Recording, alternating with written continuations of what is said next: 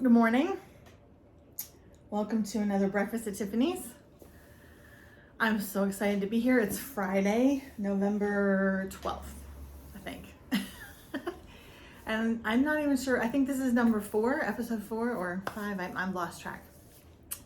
Anyway, all this week in our store, we've been talking about, I just wanted to explain too why I'm not relaxed in the chaise lounge today. And it's because I have things I want to show you that require me sitting up to show you. So all this week we've been talking about collections in our store and the social media this week. And I wanted to share a couple things with you. All my life I've had a fascination with globes, like the earth, like this one right here, round globes. I love them. And I love all the looks on Pinterest about people displaying globes, the massive globe collections that are displayed on Pinterest. I just love that stuff. But I never had any space for it in my old house. So in this house, I carved out some room. I left some room in the sunroom when we were setting up so that I could start a globe collection. So I was out shopping with my friend who came up to visit, my friend Vicky, who's like my best consignor, but she's also my friend since I was 13, since 8th grade. And she was the first person I met when I moved from Ohio to Virginia. She's the first friend I made, and we're still friends to this day. So I love that. Anyway, I was out shopping with her around we were checking out all the consignment and thrift stores in Hagerstown, this town I moved to. And we went to a consignment place called Finders Keepers, Find Consignments, and all they have is furniture and home decor. And we saw a globe there. And it's not this one, it's this one up here, that big one up there. That was my first globe purchase. I said, I have to have this. I'm gonna collect globes now. I love globes. And she kind of looked at me like, what? Like, evidently I had never relayed my love of globes to anyone else. I just kept that like quietly to myself. So I brought the globe home, told my husband, what I was gonna do. And he says, how do I not know this about you? Like, how did I not know that this was a thing? Like, that we were going to have, eventually have globes in our house. And so I just kept it quiet, but I've always loved them. And maybe I just kept it quiet because I had no place to put them. So there was no point in me hoping or saying or wishing for them because I just didn't have any place. But now I'm slowly building a collection. I only have the 2 big ones, that one up there, and this one I got from my friends at Conchi Consignment. And then these couple little ones. And then I've got a little one down here. I guess you can't see that, it's behind me. This one was my son's when he was in school. And I lost the base for it, so I stuck it in this depression glass container. But it's like sort of sentimental too, because it was his and I always loved it. It was like my favorite thing in his room. I wish I could find the base. He probably broke it, I don't know. But then we have my husband's a national park geek, so we have the national park passport book, and we have our bucket list book and workbook. So, because traveling is on our bucket list for eventually to do. So this is my globe collection that I'm starting. It's a mini collection right now, but it will grow. And I expect that I will start getting globes for Christmas and my birthday and Mother's Day and everything else, because that's what happens when I tell people that I like something. I start getting that for every holiday. Back years ago, I started collecting Coca-Cola things for my kitchen. I had a kitchen that was all Coca-Cola themed. And for a good 10 years or so, I kept getting Coca-Cola items for every single occasion. Till it was like, you're like, come on, people, that's enough. And the same thing with the shot glasses. I wrote on Wednesday's post about my shot glass collection. I wish I could find my picture of my real collection, but I can't find it because it was before digital pictures. So it's a hard picture, an actual picture. There's some pictures floating around somewhere in a box somewhere, but I can't put my hands on it right now. But anyway, I've collected so many things over the years that have been purged and gotten rid of, and you kind of wish, like when I was a little kid, Matchbooks were really popular. Like you go into any store or restaurant and there would always be matchbooks available for the customers. Like when you walk in, that was like their business card. It had their name and phone number on it, little matchbooks. And for some reason, my parents weren't worried about me starting a fire, even though I was a little bit of a pyromaniac. They let me collect matchbooks. And I had thousands of matchbooks in my bedroom when I was a kid. I think that's probably, probably most parents nowadays wouldn't let that happen. But that was a normal thing back then, and I had a lot. And I don't know what happened to those. I also think I remember I had some huge pencil collection.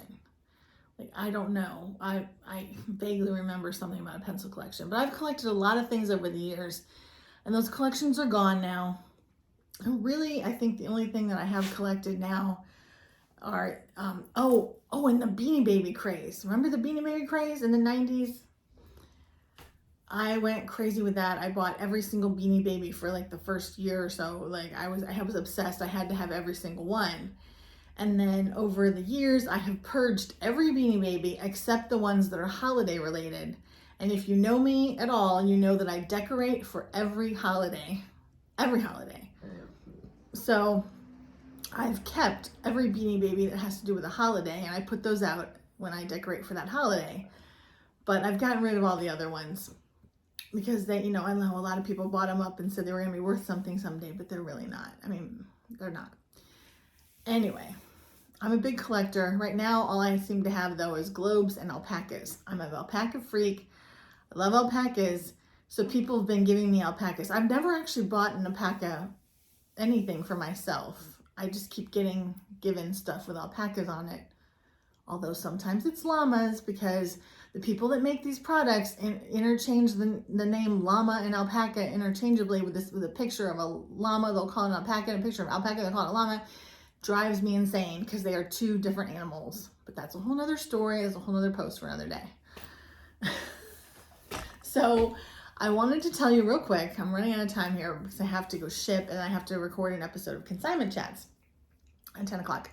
So I wanted to tell you, my husband is helping his mom clean out her house. And he came home the other day, and I'll put a picture in our stories about what is in my dining room. A lot of boxes of a lot of stuff. And most of those boxes have trains in them.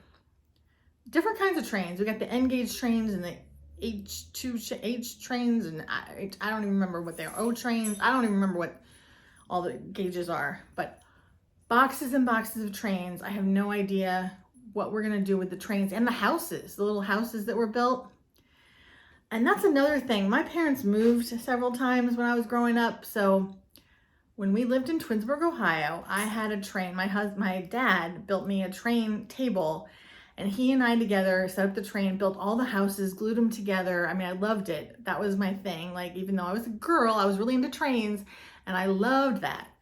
I have no idea what happened to any of my trains or houses because my parents didn't keep stuff like that. Every time we moved, we purged. And I would love to know what happened to all my trains. But anyway, this is the trains that he brought home. I don't even know how many sets there are, how many different kinds, but we already had about 3 in the house. And then he just brought back a whole bunch more. But the other thing I wanted to show you was this basket right here. This is a box basket, which I thought was very fascinating. Just the basket itself, lid comes off, it's a basket. And all this right here is all correspondence from my husband's grandfather that was mailed from my husband's grandfather when he was in the war, in World War One, or 1 or 2, the 40s. And it's all this mail, that he sent back to family. And I can't even, every single piece of mail is in here. The stamps are amazing. Look how tiny that is. It's just so cute. And so, there's so much stuff. There's so many things in here. I mean, my husband has to go through this and figure out what he's going to keep, but he's going to get lost in this for days. Days, I know. Look at War and Navy Department's V-mail service, 1943. I mean, it's just amazing. His parents kept everything. Everything. They literally kept everything, didn't throw anything away. But Lori was over here yesterday going through some, where we did some consolidation of the bins downstairs. And I showed her this, and she was fascinated. She was going through reading letters. She would have sat there all day if she had all day to sit there and read them. But But can we just talk again about this basket? A basket box. I mean, come on. I'm in love. I'm totally in love. Anyway, I've gone way over my time. I have to go do shipping, and then I've got recording at 10, so I've got to go. But I hope you enjoyed this, and I hope you'll join me next week. And I'll see you later. Bye.